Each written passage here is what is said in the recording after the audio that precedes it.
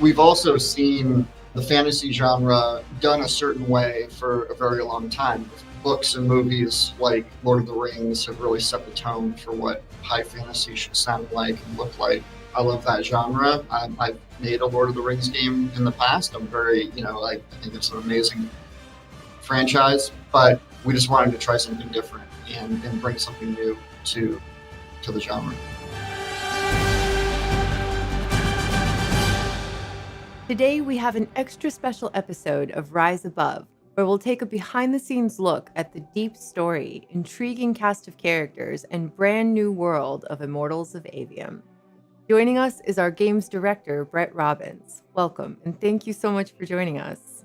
It's great to be here. Thank you. Immortals of Aveum is a first-person shooter set in a fantasy universe where the player gets to wield magic instead of guns to defeat foes. Magic is a significant part of everyday life in the world of Aveum, powering everything from household devices to the kingdom's military forces. The game tells the story of Jack, a brash and sometimes hot-headed street urchin who unexpectedly manifests magical abilities and finds himself in the midst of mankind's endless conflict over the control of magic, called the Everwar. What can you tell us about Aveum's history and the current state of the Everwar? So when we start the game, Avium has been in the middle of this, centuries-long conflict called the Everwar. It's primarily been fought between two of the five kingdoms of Avium, Lucium, which the main character Jack lives in, and Rasharn.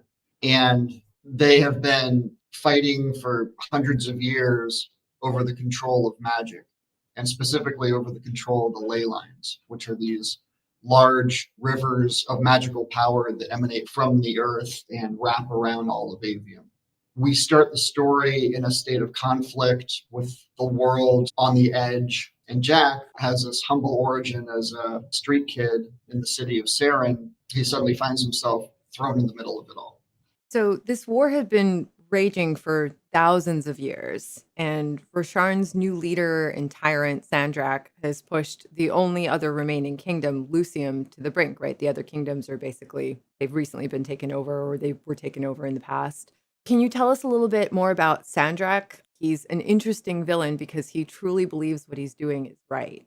Yeah, I think every great villain in fiction, they need to think that they're the good guy, right? And Sandrak certainly thinks that. He's trying to end the war. He's trying to end the war in a very unconventional way.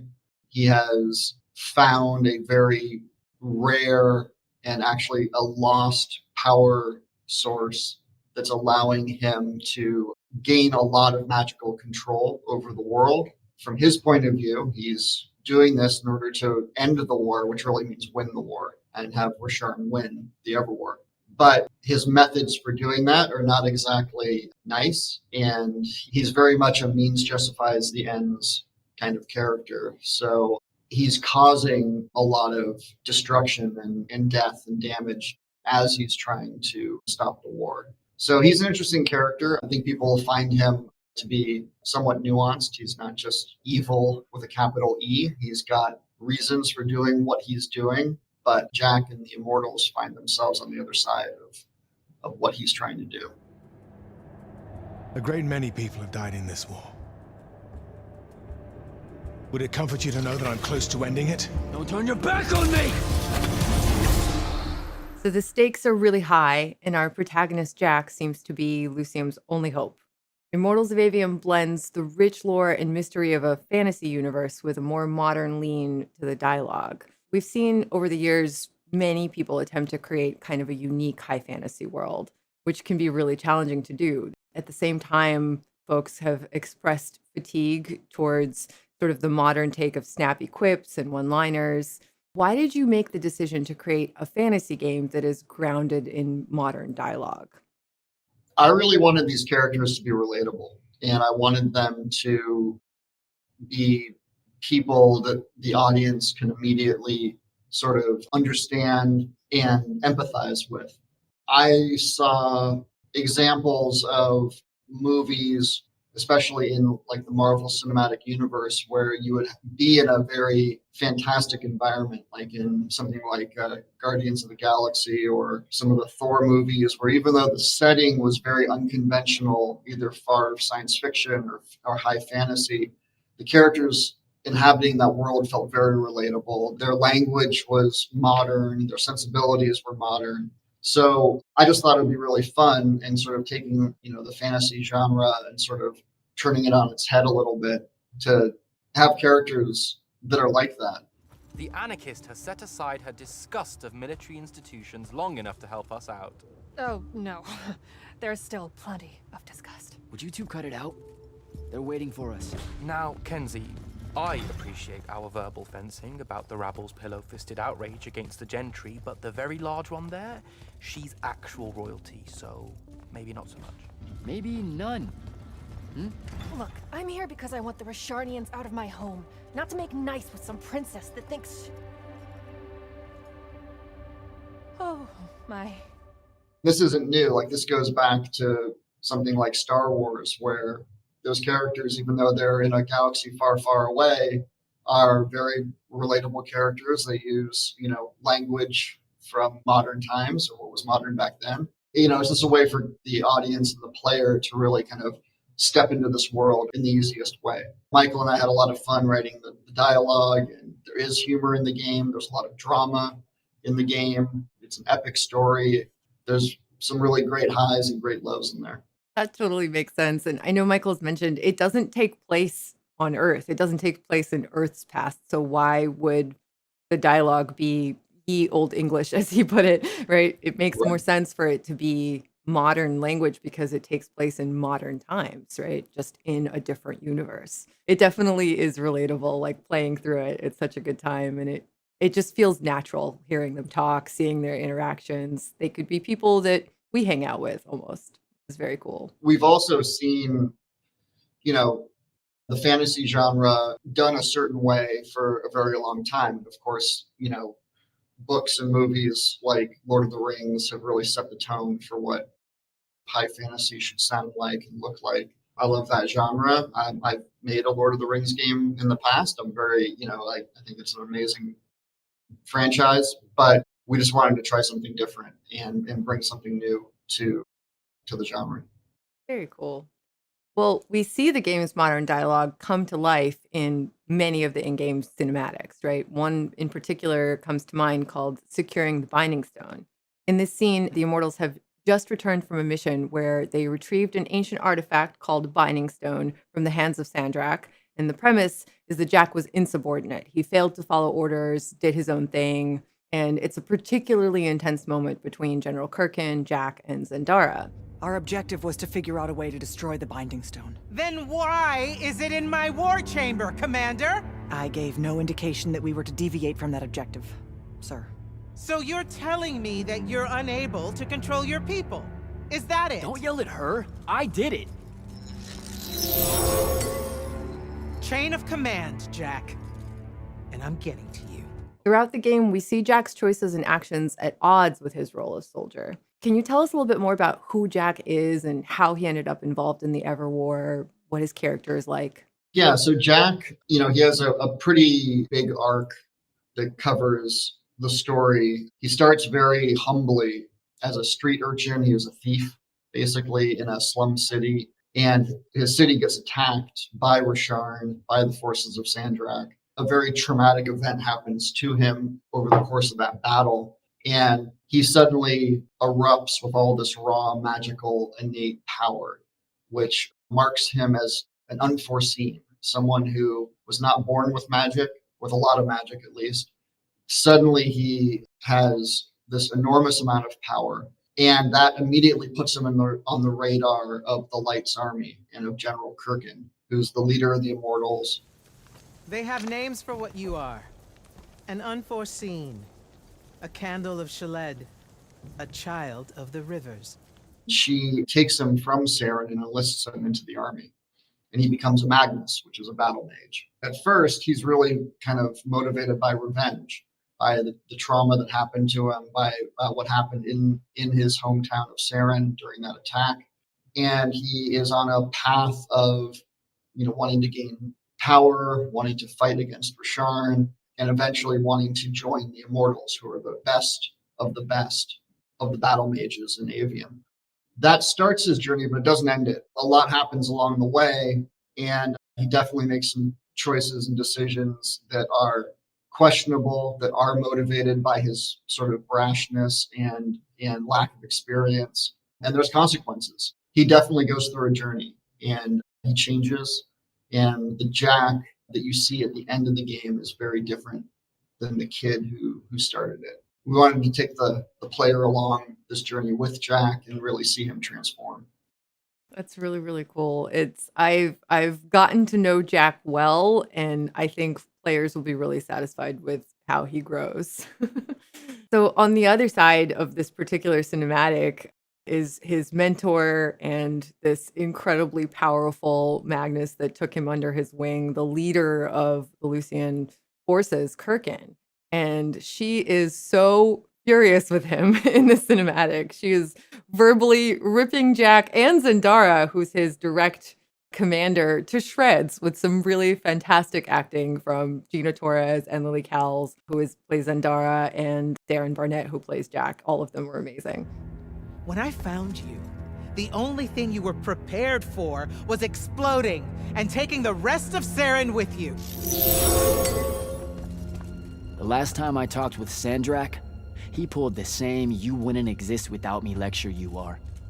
So you're a little late to the party, sir. Take it to the vault. You're making a mistake. Take it to the goddamn vault! Could you tell us a little bit more about Kirkin and her character and her stake in the Everwar? Like, what led her to this point in time, basically? So Kirkin had been, at this point in the story, has been leading the Immortals for a very long time. And she has a personal history with Sandrak. She has seen Rasharn gaining power over the years. She has seen Lucium losing the Everwar, and they're in danger of being overrun. So she's just very committed to winning by any means necessary. And she's become pretty hardened over the years.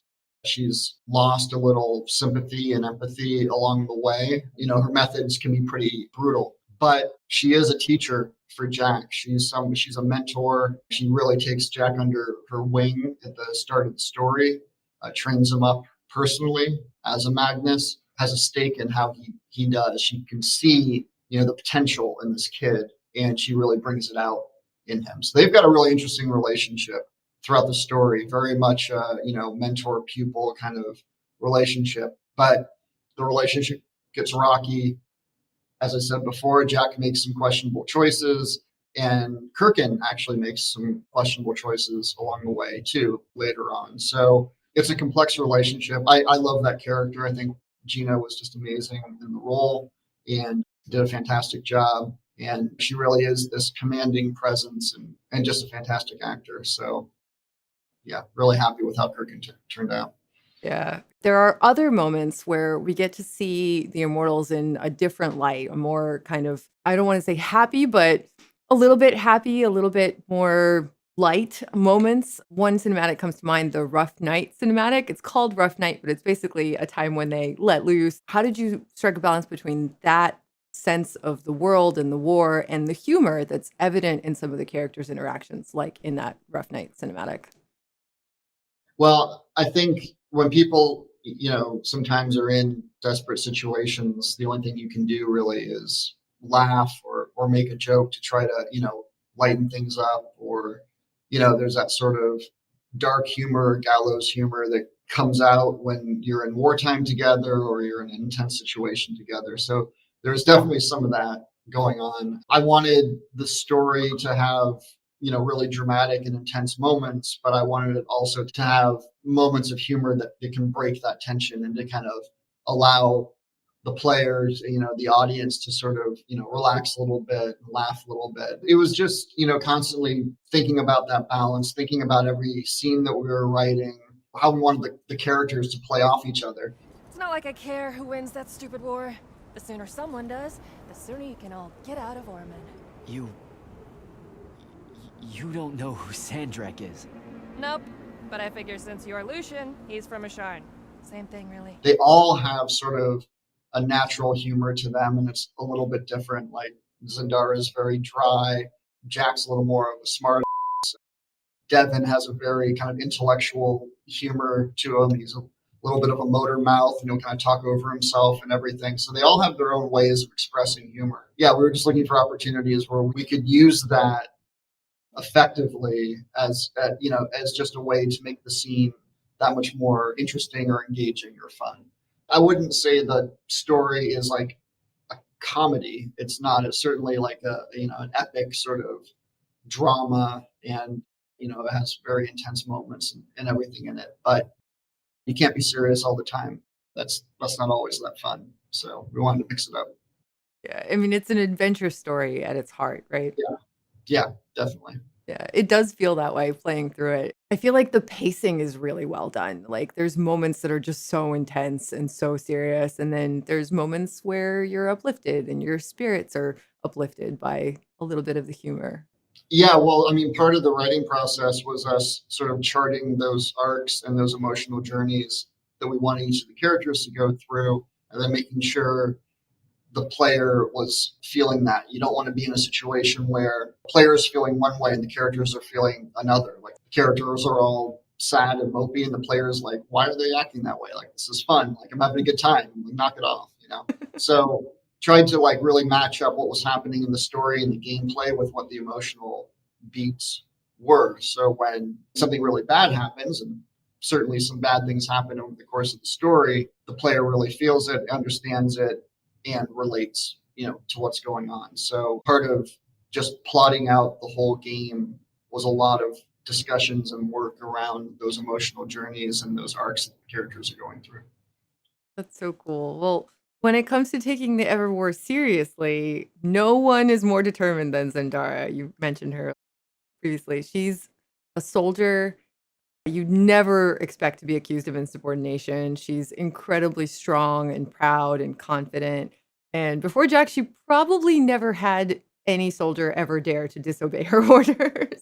But then she meets Jack, and their interactions are really, really fun to watch. Can you tell us a little bit more about her, who she is, and her place in the Order of the Immortals? Yeah, so Zendara is Kirkin's, right-hand lieutenant. She's from Kalthus, which is a mountainous region, one of the five kingdoms of Aveum. It's a cold, snowy, mountainous area. There's a lot of very tough soldiers that come out of Kalthus, and she's actually royalty. She is part of the royal family of Kalthus. She's been fighting in the Everwar for a long time. She's definitely all business when you first meet her. She's not a huge fan of Jax when the story starts. And largely that's because, I mean, for one thing, like you said, he's a little bit insubordinate to her, but he also is an unforeseen. He wasn't born with his magical powers. It just kind of erupted out of him. And she considers the unforeseen dangerous, sort of against the natural order of how Magni are born and are trained. He's already got a strike against him just because of that with her. So, their relationship definitely starts out rocky and, has to really evolve over the course of the story. And it does evolve, which is really cool to watch. Another really funny thing that I did not notice, I think I had seen this cinematic a couple of times before I actually noticed this, but while Kirkin is just reaming both Zendara and Jack, you see the doors kind of open behind them, and you see Devin just in the background kind of like walk in and then back away slowly, and the doors close right back up. It's such a good moment. Devin, I feel like, is just such a wonderful character. Could you tell us a little bit more about him? Yeah, I love that scene because it's just a visual gag, and you just see him take one look at the situation. He's like, nope, I'm out of here. Yeah. Devin, he's a fun character. He's an intellectual. He was raised in a merchant family, so he was really well educated, somewhat wealthy, but had all this magical affinity and ability that he went off to war, basically. It's a list of the dead. There's so many, no one can remember all their names. I never knew there were that many Immortals. Oh no, it's everyone across Avium that fell in the Everwar. The Palathon tracks it somehow, all the way back. You know, we're still not really sure who built this place. A bit morbid, really, having a massive death list right when you walk in, now that I think about it. He is considered one of the best fighters in the Immortals. His training is in green magic, life magic. He really becomes like a good friend to Jack very early on. They hit it off right away. They go on missions together early in the story. He becomes a confidant to Jack, someone, Jack can, talk to and work through problems with and everything. He's that buddy role, a little bit of comic relief at times. The actor Antonio who played him was just fantastic. So we definitely had a lot of fun writing Devin, but then getting Antonio in the booth and recording it, like Michael and I were laughing nonstop. Like it was some of the most fun recording sessions I've ever done. So yeah, it was really fun. So you started to actually answer my next question a little bit, but basically all of our characters feel like real people that you can imagine spending time with, both in combat and in moments of fun and respite from the war. And the cast, Gina Torres and Darren and Antonio and Lily, all bring these characters to life. And Anna, who plays Kenzie, another really awesome character, they all bring these characters to life so well. Did the characters change at all once you sort of decided on their chosen actors, and did they change at all once you got to know the actors and started interacting with them? Yeah, I think so. I mean, we cast them pretty early. I knew Stephen Brand already. He plays Sandrak. He's fantastic as Sandrak. Thinking about Sandrak's character, you start to write with a certain voice in mind. When we cast them originally, we still had a lot of the script to write. And we had started to shoot some scenes and everything, but we had more script to write. So, once you hear them and get those voices in your head, you know how they're going to do certain deliveries. You kind of, write that. And now you're writing scenes, Michael and I, we kind of did a lot of writing live back and forth. We just write online together and kind of, come up with these scenes together on the spot. And you're just hearing, you're hearing those actors and you're knowing like, oh, Lily's going to nail that line. This is like an awesome line for Lily, or Antonio's going to he's going to totally nail this. I can totally see him doing it.